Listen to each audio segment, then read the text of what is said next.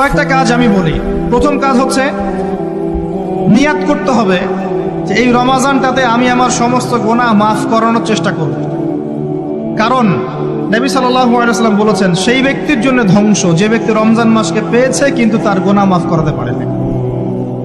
কে জানে এটা আমাদের শেষ রমাদান হতে পারে। আল্লাহ না করুক, আমরা দোয়া করি আল্লাহ পাক আমাদেরকে বেশি বেশি রমাদান দান করুক, বেশি বেশি লাইলাতুল কদর দান করুক। প্রথম শুরু হচ্ছে আপনি মাসের বাজার আগে করে ফেলবেন। আমি একটু প্র্যাকটিক্যাল কথা বলবো আর কি। আপনি রমাদান মাসের বাজার এই শাবান মাসে করে ফেলার চেষ্টা করেন, পারলে ঈদের শপিংটাও করে ফেলার চেষ্টা করেন। রমজান মাসে বেশি বাইরে যাবেন এবং টাকা পয়সা নিয়ে গিয়ে যে স্ত্রী সন্তানের হাতে দিয়ে দিবেন না, যাও বাইরে গিয়ে মার্কেটিং করে আসো, এই ভুলটা করতে যান।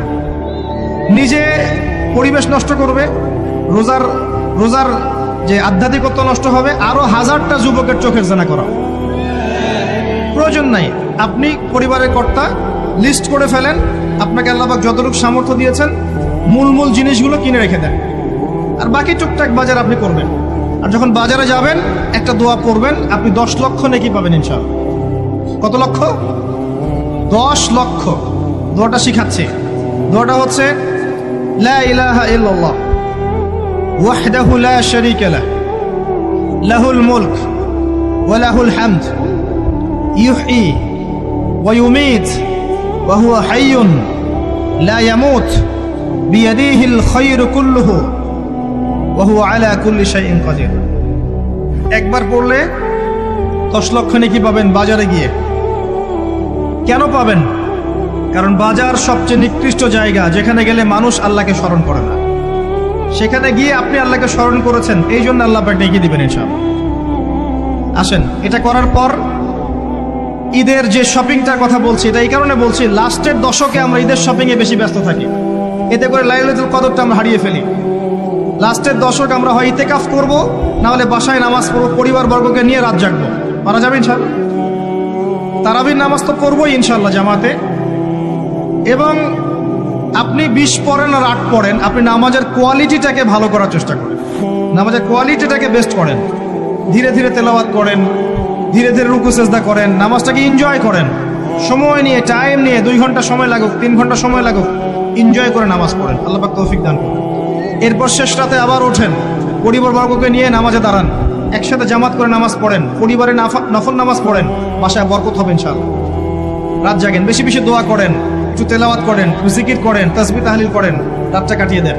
শেষের দশকে মার্কেটে ঈদের শপিং করতে যায় না। ঈদের খুশি আছে, ঈদের আনন্দ আছে, ঈদে ভালো পোশাক পরবো, সব ঠিক আছে। এই খুশি কাদের জন্য? قد أفلح من تزكى وذكر اسم ربه فصلى। কার জন্য ঈদের খুশি? যে ব্যক্তি রমজান মাসে আত্মশুদ্ধি অর্জন করতে পেরেছে, রোজা রেখেছে, যাকাত দিয়েছে, নামাজ পড়েছে, লাইলাতুল কদরে রাত জেগেছে, তারাবি পড়েছে, ইত্যাদি ইত্যাদি। এই ব্যক্তি আত্মশুদ্ধি অর্জন করেছে, এই ব্যক্তির জন্য ঈদের খুশি। যে রমজান মাসে সিনেমা দেখেছে, সিনেমার শুটিং করেছে, পর্নোগ্রাফি দেখেছে, সুদ খেয়েছে, শিরক করেছে, বেদাত করেছে, হারাম খেয়েছে, এর জন্য ঈদের খুশি। মানুষকে ঠকিয়েছে, ব্যবসায় মাল কম দিয়েছে, পণ্য মজুত করেছে, ইচ্ছা করে দ্রব্যের দাম বাড়িয়েছে, সরকারকে বিব্রত করেছে, জনগণকে দুর্ভিক্ষের দিকে ঠেলে দিয়েছে, এদের জন্য ঈদের খুশি? কখনো না। ঈদের খুশি তাদের জন্য যারা আত্মশুদ্ধি অর্জন করতে পেরেছে। আল্লাহ পাক বোঝার তৌফিক দান করুন, আমিন। এটা প্রথম টিপস দিলাম আপনাকে। এবার আসেন, আপনি রমাদানে প্ল্যান করবেন যে আপনার জীবনে বড় বড় পাপগুলো কি কি হয়েছে। এই পাপগুলো যদি মানুষের সাথে জড়িত হয়ে থাকে, আপনি মানুষের সাথে গিয়ে গিয়ে ক্ষমা নিয়ে নেবেন। কারো টাকা নিয়েছেন, দেন নাই, দিয়ে দিবেন। কারো সম্পত্তি পায়, দেন নাই, দিয়ে দিবেন। কারো হকটা নষ্ট করেছেন, গালি দিয়েছেন, গীবত করেছেন বা তহমত দিয়েছেন, অপমান করে ইত্যাদি, ক্ষমা চেয়ে নেবেন। রমাদান মাসে মানুষের হকটা দিয়ে দেন। আল্লাহর কাছে জড়িত যে পাপগুলো আছে, এটার জন্য ইস্তেগফার যথেষ্ট। খালি যদি বলেন আস্তাগফিরুল্লাহাল্লাযী লা ইলাহা ইল্লা হুয়াল হাইয়ুল কাইয়্যুম ওয়া আতুবু ইলাইহি, 1 সেকেন্ডের মধ্যে আল্লাহ পাক আপনার সমস্ত পাপকে নেকি দিয়ে পরিবর্তন করে দিবেন সব। এবার প্র্যাকটিক্যালি যাবেন, সেহরি করবেন। সাহরির মধ্যে বারাকা আছে। সাহরি না করে রোজা রাখাটা উচিত না। সাহরির মধ্যে বারাকা আছে। একটা খেজুর হোক, 1 গ্লাস পানি হোক, আপনি সাহরি করবেন, এর মধ্যে বারাকা আছে। এবং সাহরির সময় এমনভাবে খাবেন না যে এটা আপনার জীবনের শেষ খাওয়া। কথা বুঝতে পারছেন? এত বেশি আইটেম করতে যায় না, এত বেশি ভোগবিলাসী হয়ে গেলে রোজার আধ্যাত্মিকত্ব থাকবে না। সেহরিতে অল্প খান, যদি খেতে হয় পেটের 3 ভাগের 1 ভাগ খান, 1 ভাগ ফাঁকা রাখেন, 1 ভাগ আপনি পানি দিয়ে পূর্ণ করেন। এখনকার কিছু তথাকথিত আশেখে রসুলের মতো হতে যায় না, যাদের ভুঁড়ির জ্বালায় চেয়ারে বসতে পারে না, এই কাজ করতে যায় না। এটা মুসলিমদের শোভা পায় না। আমরা পরিশ্রমী জাতি, কর্মঠ জাতি, আমাদের এইসব শোভা পায় না। এটাও শেষ জামানা হাদিসে আছে। কি নাই আসলে, শেষ জামানে এক শ্রেণী মানুষ বের হবে যারা হবে সাকিল, একদম বুড়িওয়ালা, ঠেস দিয়ে বসে থাকবে আরাম করে, এবং বলবে যে কোরআনে যা আছে আমি তাই মানি, হাদিসটা আমি মানি না, ইত্যাদি। আসেন, সাহরির পরে রোজা রেখেছেন, 5 ওয়াক্ত নামাজ জামাতে পড়ার চেষ্টা করেন। খুব সিম্পল জিনিস, খুব বেশি কিছুর দরকার নেই আমাদের। 5 ওয়াক্ত নামাজ আপনি জামাতে পড়ার চেষ্টা করেন। বাসার থেকে ওযু করে বের হবেন, প্রত্যেক পদক্ষেপ হাঁটবেন, আপনার একটা স্টেপে একটা করে গুনাহ মাফ হবে, একটা নেকি লেখা হবে, মর্যাদা বাড়িয়ে দেওয়া হবে। একে 10 দিয়ে গুণ করা হবে, রমজান মাসে আরো 70 দিয়ে গুণ করা হবে ইনশাআল্লাহ। ফজরের নামাজটা জামাতে পড়লেন, নামাজটা জামাতে পড়ার পর আপনি বসে থাকবেন, কিছু সময় জিকির, আজগার, তাসবিহ, তাহলিল করবেন। পারলে 1 পারা করে কোরআন তেলাওয়াত করবেন। রমাদান মাসে প্রত্যেক দিন 1 পারা করে কোরআন তেলাওয়াত করার চেষ্টা করবেন। 30 দিন 30 পারা, রমাদানে অ্যাটলিস্ট একটা খতম করা যাবে, অ্যাটলিস্ট একটা খতম চেষ্টা করা যায় না ইনশাআল্লাহ। ফজরের নামাজ হয়ে গেছে, আপনি কোরআন তেলাওয়াত করেন। 1 পারা পড়তে সময় লাগবে আধা ঘন্টা, 40 মিনিট, কারো 1 ঘন্টা। এরপর সূর্য উঠে যাবে, উঠে গেলে পরে আপনি 2 রাকাত ইশরাকের নামাজ পড়বেন, নামাজটা পড়ে বাসায় যাবেন। আল্লাহর নবী বলছেন সাল্লাল্লাহু আলাইহি ওয়াসাল্লাম, আপনার আমল নামায় একটা কবুল হজ, একটা কবুল উমরার নেকি লেখা হবে ইনশাআল্লাহ। এবার রেস্ট করেন, বাসায় গিয়ে রেস্ট করেন। যখন ঘুমাবেন তখন ঘুমের সুন্নাহগুলো আদায় করেন। সূরা ফালাক, নাস, ইখলাস পড়েন, ফু দেন, দিয়ে গা মাসাহ করেন, আয়াতুল কুরসি পড়ে ঘুমান, ঘুমের দোয়া পড়ে ঘুমান, ঘুমটাও নেকি হবে ইনশাআল্লাহ। এরপর হয়তো আপনি কাজে যাবেন, চাকরিতে যাবেন, বা ব্যবসায় যাবেন, বা আপনি শিক্ষাক্ষেত্রে যাবেন, ইত্যাদি ইত্যাদি। যে ক্ষেত্রেই যান না কেন আপনি মনে রাখবেন আপনি রোজাদার। যে ক্ষেত্রেই যান আপনি মনে রাখবেন আপনি রোজাদার। আমি কারোর সাথে এখন ঝগড়া করতে পারবো না, কারোর সাথে এখন মারামারি করতে পারবো না, আমি কারো গীবত করতে পারবো না, আমি মিথ্যা বলতে পারবো না, আমি মাপে কম দিতে পারবো না, আমি জনগণকে ঠকাতে পারবো না, আমি রোজাদার। এটা মনে রাখবেন।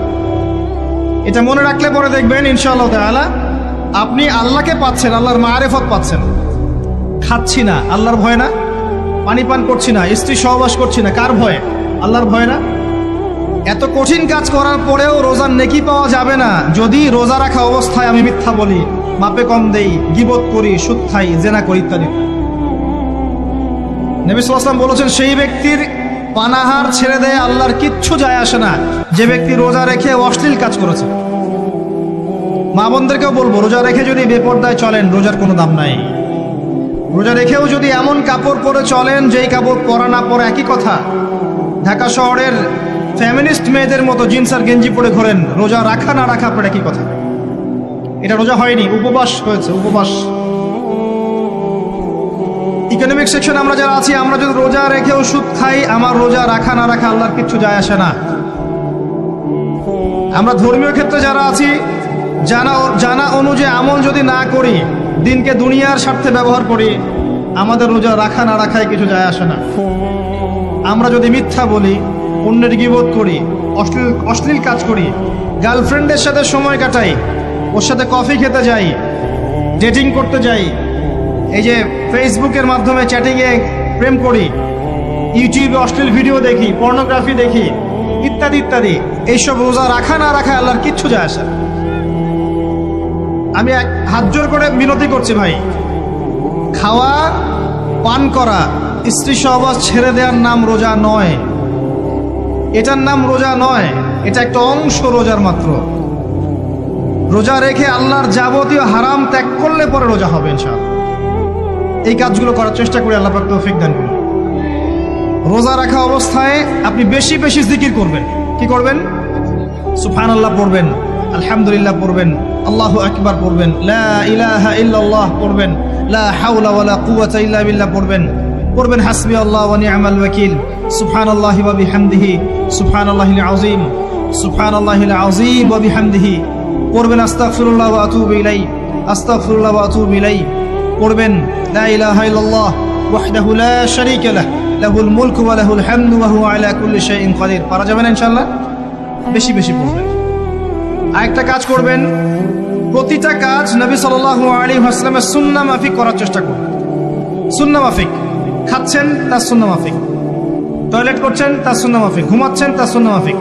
সুন্নাহর বইগুলো আছে না বাজারে, কিনে নেবেন, কিনে নিয়ে দেখবেন প্রতিটা কাজ কিভাবে করলে সুন্নাহ হবে। এই কাজগুলো করতে গিয়ে আপনাকে গভর্নমেন্ট বাধা দিবে, বিশ্বের পরাশক্তিরা বাধা দিবে, আপনাকে কি কেউ পিটাবে এগুলো করলে, জেল খাটাবে? এগুলো আমাদের ব্যক্তি স্বার্থের ব্যাপার, ইচ্ছা করলেই করা যায়। এই ইচ্ছাটা আল্লাহ পাক আমাদের অন্তরে জাগ্রত করুন, আমিন। একটা কাজের কথা বলবো, নর্মালি আমরা ফরজগুলোতে বেশি ফোকাস করি, ফরজ ওয়াজিবে। রমজান মাসের সুন্নত মোস্তাহাবেও ফোকাস করতে হবে। রমাদানে একটা নফল আপনাকে ফরজের নেকি দিয়ে দিবে ইনশাল্লাহ, রমাদান একটা সুন্নাহ আপনাকে ফরজের নেকি দিবে ইনশাল্লাহ। তো রমজান মাসে শুধু ফরজ নয়, একটু সুন্নাহ সালাতগুলো, নফল সালাতগুলো একটু বেশি বেশি পড়ার চেষ্টা করি, আল্লাহ পাক তৌফিক দেন। স্পেশালি একটা কাজ করার চেষ্টা করতে পারি, ওযু যখন ভেঙে যায়, টয়লেট করলেন ওযু ভেঙে গেল, সাথে সাথে হালকা করে ওযু করে ফেলার চেষ্টা করেন, সবসময় পবিত্র থাকার চেষ্টা করেন। বেলাল আল হাবাশী নাম শুনেছেন? রাদিয়াল্লাহু আনহু। নবী সাল্লাল্লাহু আলাইহি ওয়াসাল্লাম বলছেন, আমি যখনই জান্নাতে গিয়েছি বেলাল তোমার পায়ের শব্দ শুনেছি। সুবহানাল্লাহ। যেই বেলালকে উত্তপ্ত মরুভূমিতে শুইয়ে নির্যাতন করা হচ্ছে, সেই বেলাল বলছেন আহাদুন আহাদ। সেই বেলাল রাদিয়াল্লাহু আনহুর নামে শানে সূরা নাজিল হচ্ছে কুল হুয়াল্লাহু আহাদ। ওই বেলাল রাদিয়াল্লাহু আনহুকে নবী সাল্লাল্লাহু আলাইহি ওয়াসাল্লাম বলছেন, যখনই জান্নাতে যাই তোমার পায়ের আওয়াজ শুনি, তুমি কি এমন আমল করো যার কারণে এই মর্যাদা তোমার? বেলাল রাদিয়াল্লাহু আনহু বলছেন, আমি তো স্পেশাল তেমন কোনো আমল করি না, আপনারা যা করেন আমিও তাই করি, তবে আমার যখনই ওযু ভেঙে যায় আমি ওযু করি, আর আমি ওই ওযু দিয়ে 2 রাকাত নামাজ পড়ি। এটাকে তাহিয়াতুল ওযুর নামাজ বলে। রমজান মাসে করার চেষ্টা করি, আল্লাহ পাক তৌফিক দান করুন। আমরা অনেকে মসজিদে যাই, থাপ করে বসে পড়ি, করি না এই কাজটা? মসজিদে গিয়েছি, থাপ করে আগে বসে পড়ি। মসজিদে গিয়ে 2 রাকাত নামাজ পড়ে বসা সুন্নত। মিনিমাম 2 রাকাত নামাজ পড়ে বসলে আপনি তাহিয়াতুল মসজিদের নেকি অর্জন করলেন, মসজিদের হকটা আদায় করলেন।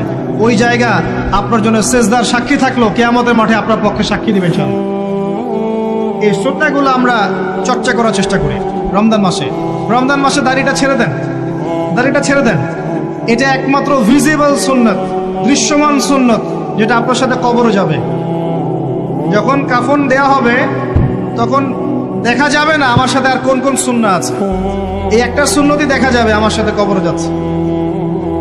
কথা কি বুঝতে পারছেন? আর এটাকে আমরা এখন যত পারি মেয়ে হওয়ার চেষ্টা করছি। নবীজি বলেছিলেন শেষ জামানায় ছেলেরা মেয়েদের পোশাক পরবে, মেয়েরা ছেলেদের পোশাক পরবে। দেখবেন মেয়েরা এখন ফর্মাল পোশাক পরছে, জিন্সের গেঞ্জি পরে ঘুরছে, আর ছেলেরা ক্লিন শেভড। ছেলেরা মেয়েদের মতো গাল বানাচ্ছে। আর কোন সাইনের জন্য অপেক্ষা করছেন?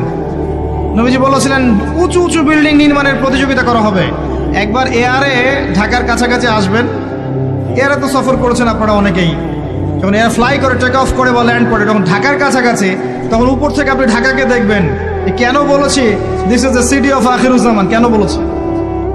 নবীজি বলেছেন কিয়ামতের 2টা মেজর সাইন, 2টার মধ্যে একটা হচ্ছে আনতারাল হুফাতাল উরাতাল আলাতা রিয়াশা ইয়াতাতাওয়ালুনা ফিল বুনিয়ান। যখন সমাজের দরিদ্র শ্রেণীর মানুষেরা, যাদের পায়ে স্যান্ডেল ছিল না, গায়ে কাপড় ছিল না, এরা উঁচু উঁচু বিল্ডিং নির্মাণের প্রতিযোগিতা করতে থাকবে, ফান্তাজিরিস সাআহ, তখন কিয়ামতের অপেক্ষা করতে থাকবে। আজকে থেকে 100 বছর আগে ছিল এগুলা? 200 বছর আগে ছিল? সুবহানাল্লাহ। আর কোন সাইনের জন্য অপেক্ষা করছেন? তিনি বলেছেন শেষ জামানায় women will dressed but still they will be naked. মহিলারা কাপড় পরবে, তারপরেও তারা নগ্ন থাকবে। আপনি ঢাকার শপিং মলে যান, আপনি দেখেন। আর কোন সাইনের জন্য অপেক্ষা করছেন? শুধু ঢাকা কেন, গ্রামগঞ্জে ছড়িয়ে পড়েছে এগুলো। এখন গ্রামেও ছড়িয়ে পড়েছে, গ্রামে আরো বেশি দেখা গেছে। মাশাআল্লাহ, গ্রামে গিয়ে আমরা হতভাগ। সুবহানাল্লাহ, গ্রামের মেয়েগুলা, গ্রামের মেয়ে ঢাকা শহরের মেয়েকে পার করে ফেলেছে। বাদ দেন, ওদিকে না যাই, ডিফারেন্ট টপিক। আমরা রমাদান মাসের সুন্নাহগুলো আমল করার চেষ্টা করি। তাহিয়াতুল মসজিদ আমল করার চেষ্টা করেন, তাহিয়াতুল ওযু আমল করার চেষ্টা করেন, বেশি বেশি জিকির করেন। এবার আসেন রমাদানে জাকাত হিসাব করবেন। জাকাত, আপনার জাকাত হিসাব করেন, কত টাকা জাকাত এসেছে। জাকাতের হিসাব জানেন তো? হ্যাঁ, 7.5 ভরি স্বর্ণ, রৌপ্য কত? 52.5 তোলা। আপনার এই চাষাবাদের ওসর আসে, ব্যবসায়িক পণ্য থাকলে, সঞ্চিত সম্পদ থাকলে সবকিছু হিসাব করে মুফতি সাহেব আছেন, কওমি মাদ্রাসার আলেমদের কাছে যাবেন, জাকাতের ক্যালকুলেশন করে নেবেন যে আমার এত টাকা জাকাত এসেছে। এভাবে জাকাতটা রমজান মাসে দিয়ে দেওয়ার চেষ্টা করেন। জাকাত যদি আমরা না দেই, একটা শাস্তি শুনে রাখেন, আল্লাহ পাক এই সম্পদগুলোকে একত্রিত করে গলাবেন, গলিয়ে কপালে, গালে আর এই যে পিঠে লেপটে দিবেন, বলেন নাউজুবিল্লাহ। এবং এটা একটা সাপের আকৃতি ধারণ করবে, সাপ গলায় পেঁচানো থাকবে, কপালে দংশন করতে থাকবে, বলবে আমি তোমার মাল 7 ভাগ কর, আমি তোমার মাল 7 ভাগ কর। কবর এটা হবে, আমরা চোখে না দেখলেও ওটা সত্য। নবীজি দেখে এসেছে মেরাজের রাতে এগুলা। এরপরে জাকাতের একটা সুবিধা আছে, এটা আমরা বুঝাতে পারি না। জাকাত ইসলামিক ইকোনমিক্সের বেইস। জাকাত ধনীর সম্পদে গরিবের হক। যে গরিবের কাছে টাকা পয়সা নাই, আপনার টাকা ওর হাতে চলে যাবে, ও খেয়ে পরে বাঁচতে পারবে, এটাই জাকাত। বুঝতে পারছি? জাকাতটা না দেন, ও আস্তে আস্তে আস্তে আস্তে আরো দরিদ্র হতে থাকবে। এর উপর আবার সুদ আছে, আবার পেপার মানিও আছে। জাকাতগুলো দিয়ে দেন, আল্লাহর ওয়াস্তে জাকাত দিয়ে। অনেক মুসলিম আছে আমরা নামাজ পড়ে জাকাত দেই না। অনেক মুসলিম আছে জাকাত দেয় না, নামাজ পড়ে। জাকাত অস্বীকারীদের বিরুদ্ধে আবু বকর সিদ্দিক রাদিয়াল্লাহু আনহু যুদ্ধ করেছিলেন। এজ এ আমির, রাষ্ট্রের পক্ষ থেকে যুদ্ধ করেছিলেন। আল্লাহ পাক আমাদেরকে জাকাত আদায় করার তৌফিক দান করুন। ফসল থাকলে ফসল, এর ওসর আসবে, ওসর এটা দিয়ে দিবেন। সেচের পানিতে হলে এক হিসাব, আর আপনার বৃষ্টির পানিতে হলে এক হিসাব। রমজান মাসে বেশি বেশি দান সাদাকা করবেন, বেশি বেশি মানুষকে দান সাদাকা করেন। পণ্যের দাম কমিয়ে দেন, মানুষকে সাদাকা করেন। প্রত্যেকটা দিন 10 টাকা, 20 টাকা, 100 টাকা সাদাকা করতে চেষ্টা করেন। এক একটা সাদাকা 70 গুণ বেড়ে যাবে ইনশাআল্লাহ। আমি আরেকটা নাসিহা করব, রমজান মাসে বেশি থেকে বেশি মানুষকে খাওয়ান, বেশি বেশি খাওয়ান, ইফতার করান। আমি বলি মসজিদগুলোতে প্রত্যেক দিন আসর থেকে মাগরিব পর্যন্ত দিনের কথাবার্তা আলোচনা করেন, তালিম করেন। আপনাদের কাছে বই আছে, মুনতাকা হাদিস আছে, ফয়জুল কালাম বই আছে, রিয়াদুস সালেহিন বই আছে, মেশকাত আছে, আলেম আছেন, ইমাম সাহেব আছেন। একটা বিশেষ বিষয় নিয়ে আলোচনা শুরু করেন, মাগরিব পর্যন্ত আলোচনা চলবে, সবাই মিলে ইফতার করেন। একটা ইসলামিক পরিবেশ গড়ে তোলেন, মানুষকে ইফতার করেন, বেশি বেশি ইফতার করেন। আপনার সামর্থ্য থাকলে, সামাজিক যদি পদমর্যাদা থাকে, সমাজের মানুষকে আপনি ইফতার করান, ইফতার পার্টি করে, ইফতার অ্যারেঞ্জমেন্ট করেন। পার্টি বলা ঠিক না, আসলে ইফতার মাহফিল বলতে পারি আমরা। ইফতার মাহফিল করেন বেশি বেশি, মানুষকে ইফতার। একজন ব্যক্তিকে ইফতার করালে ওই ব্যক্তির রোজার নেকি আপনি পেয়ে যাবেন ইনশাআল্লাহ। প্রজেক্ট করেন, ইফতারের প্রজেক্ট করেন, মানুষের টাকাগুলো নেন, সংগ্রহ করে গরিবদের মাঝে ইফতার বিলিয়ে দেন। 2টা পদ্ধতি হতে পারে, আমি নিজেও করবো ইনশাআল্লাহ তাআলা।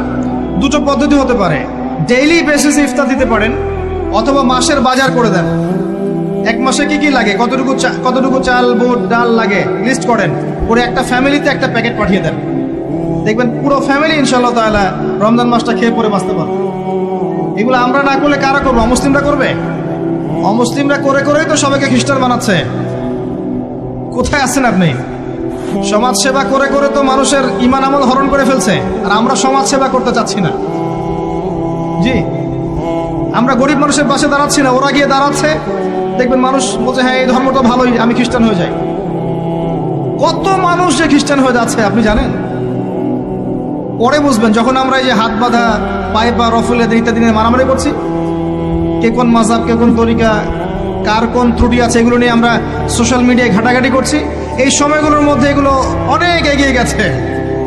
এরা আরো এসব এই খোরমা জিলাপি নিয়ে মারামারি করতে থাক, দেখবেন আস্তে আস্তে আস্তে আস্তে কোন দিকে চলে যায় পরিস্থিতি। গলার মধ্যে দড়ি দিয়ে ফাঁস লাগানো হয়ে গেছে, খালি টানা বাকি আছে।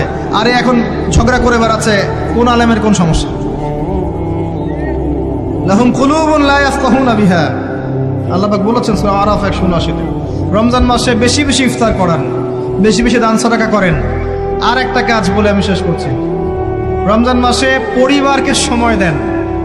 পরিবারকে সময় দেন, পরিবারের হক আছে আমাদের উপরে। স্ত্রীকে সময় দেন, স্বামীকে সময় দেন, একসাথে ইফতার বানান। একটা পরিবেশ, একটা আনন্দ, একটা উৎসবের আমেজ যেন বিরাজ করে। ছোট ছোট বাচ্চা থেকে রোজা রাখতে উৎসাহিত করেন, সবাই একসাথে বসে একটা বড় প্লেটে ইফতার করেন। বাচ্চারা যখন বড় হবে তখন বলবে, ছোটবেলায় আমরা বাবা মার সাথে এভাবে ইফতার করেছি, সংস্কৃতি লালন করেছি। পারিবারিক হৃদ্যতা চলে আসেন, প্রতিবেশীকে ইফতার পাঠান, প্রতিবেশীকে ইফতার হাদিয়া দেন, মসজিদে একসাথে ইফতার করেন। তারপর রাতের বেলা তাহাজ্জুদে দাঁড়ান, তারাবিতে দাঁড়ান, তারাবির নামাজে ধীর স্থিরভাবে কেরাত করেন। ইমাম যাকে নিযুক্ত করবেন তাকে সুললিত কণ্ঠে কোরআন তেলাওয়াত করতে বলবেন, ধীর স্থিরভাবে, তাকে প্রেশার দিবেন না। তার দায়িত্ব নিয়ে নেন। ইমাম হাফেজদের পুরো মাসের দায়িত্ব নেন, তার পরিবারের দায়িত্ব নেন। একটা সম্মানজনক হাদিয়ার ব্যবস্থা করে দিবেন, যাতে করে তারা নিশ্চিন্তে থাকে পুরো মাস, তাকে অন্যদিকে ফোকাস করতে না হয়। অন্য কান্ট্রিতে যখন কোনো সায়েন্টিস্ট থাকে, তার পরিবারের দায়িত্ব পুরো রাষ্ট্র নিয়ে নেয়, সে ঠান্ডা মাথায় গেলে গবেষণা করবে। একই প্রসেস, আপনি আলেম ওলামা ইমাম হাফেজদের দায়িত্ব নিয়ে নেন, তার পরিবারের দায়িত্ব নিয়ে নেন। বা হুজুর আপনি আপনার কাজ করেন, আমরা আপনার পরিবার দেখছি। তাকে আপনি কোরআন তেলাওয়াত করতে দেন, কোরআন হিফজ করবে, মানুষকে কোরআন শেখাবে, তারাবির নামাজ পড়বে, ইমামতি করবে, মানুষকে দার্স দিবে, খুতবা দিবে। আসেন, যে মেজর পয়েন্টটা বাকি আছে সেটা বলি। তার আগে এটাও বলি যে ইফতার করার সময় বেশি খাবেন না। যদি আপনি বেশি খান তাহলে আপনি তারাবির নামাজে দাঁড়াতে পারবেন না। আর একটা মেজর কথা, এটা লাস্ট পয়েন্ট, সেটা হচ্ছে এই মাসে কি নাজিল হয়েছে ভাই, কোন কারণে এই মাসটা সম্মানিত। এই মাসে আল্লাহর কিতাবকে সময় দিতে হবে, এই কিতাবকে সময় দিতে হবে। আল্লাহ রাব্বুল আলামিন বলেছেন এই কিতাবের মধ্যে সবকিছুর সমাধান আছে। আল্লাহ পাক বলেছেন এই কিতাবে কোনো সন্দেহ নাই। আল্লাহ পাক বলেছেন এই কিতাব আমাদের জন্য সুসংবাদ এবং শেফা, আরোগ্য, রহমা। এখন একটু বসেন, একটু সময় নেন। এই কিতাব প্রথমত আপনাকে তিলাওয়াত করা শিখতে হবে। রমজান মাস আসার আগেই আপনি তিলাওয়াত করা শিখে ফেলেন। যদি না জানেন, রমজান মাসে পুরো 1 মাস তাজবিদ শিখবেন স্থানীয় ইমামের কাছে, পারবেন না? 1 মাসের মধ্যে কোরআন তেলাওয়াত শেখা সম্ভব, 1 মাসে শেখা সম্ভব। বলছিলাম রমাদান মাস এবং লাইলাতুল কদরকে সম্মানিত করা হয়েছে একটা কারণেই, কারণ এই মাসে এই রাতে আল কোরআন নাজিল করা হয়েছে, এটাই কারণ। কোরআন কখন নাজিল হলো? যখন সমাজে সুদ আছে, মদ আছে, জেনা আছে, ব্যভিচার আছে, শিরক আছে, এরকম সমাজে প্রথম কি নাজিল হলো? পড়ো। প্রথমে নাজিল হয়নি শিরক করো না, প্রথমে নাজিল হয়নি যে সুদ খেও না, প্রথম আয়াত এটা ছিল না জেনা করো না, প্রথম আয়াত এটাও ছিল না মূর্তি পূজা করো না। হ্যাঁ, প্রথম আয়াত কি? ইকরা, পড়ুন। আল্লাহ পাক বুঝাতে চাচ্ছেন সমাজের জাহিলিয়াতকে দূর করতে হলে লেখাপড়ার কোনো বিকল্প নাই, এবং সেই পড়াশোনাটা হতে হবে আল্লাহর ওহীর আলোকে। যে ওহীটা আল্লাহ পাক নাজিল করেছেন এর বেসিসে আপনাকে পড়াশোনা করতে হবে। এই জ্ঞানটা দিয়ে আপনি সমাজ সংস্কার করতে পারবেন ইনশাআল্লাহ তাআলা। এর সাথে উপকারী জ্ঞানগুলো কি নিব না? অবশ্যই নিব। ওহীর জ্ঞানের সাথে, কোরআন সুন্নাহর জ্ঞানের সাথে আমি ইতিহাসের জ্ঞান নিব, আমি পলিটিক্যাল সায়েন্সের জ্ঞান নিব, আমি দর্শনের জ্ঞান নিব, জিওপলিটিক্সের জ্ঞান নিব, প্রয়োজনে আমি সায়েন্সের জ্ঞান নিব, আমি কমার্সের জ্ঞান নিব, আর্টসের জ্ঞান নিব, মেডিকেল সায়েন্স পড়বো, ইঞ্জিনিয়ারিং পড়বো, সবই পড়বো। কিন্তু বেসিকটা কি হবে? কোরআন, সুন্নাহ, ইসলাম। এরপর আপনি ডাক্তার হন, ইঞ্জিনিয়ার হন, পলিটিশিয়ান হন, সামাজিক নেতা হন, প্রশাসনের ক্যাডার হন, আপনার জন্য মোবারকবাদ। আপনি যেখানেই যাবেন সেখানেই বরকত ছড়াবেন ইনশাআল্লাহ। যে পলিটিশিয়ানের ভিতরে তাকওয়া আছে তার দ্বারা দুর্নীতি সম্ভব না। যে প্রশাসনের কর্মকর্তার ভিতরে তাকওয়া আছে সে ঘুষ নিতে পারবে না, দুর্নীতি করতে পারবে না। যে আলেমের ভিতরে তাকওয়া আছে সে দিনকে দুনিয়ার বিনিময়ে বিক্রি করবে না। যে ডক্টরের ভিতরে তাকওয়া আছে সে ডাক্তার হবে, কসাই হবে না। যে ইঞ্জিনিয়ারের ভিতরে তাকওয়া আছে সে দেখবেন সত্যিকারের প্রকৌশলী হবে, সে কিন্তু চোর হবে না। ভিতরটা চেঞ্জ করতে হবে, ভিতরটা, এর নাম তাকওয়া। ভিতরটা চেঞ্জ করবে একটা জিনিস, আল্লাহর ওহী, কোরআন এবং সুন্নাহ, ইসলাম। এটা আপনার ভিতরকে পরিবর্তন করবে।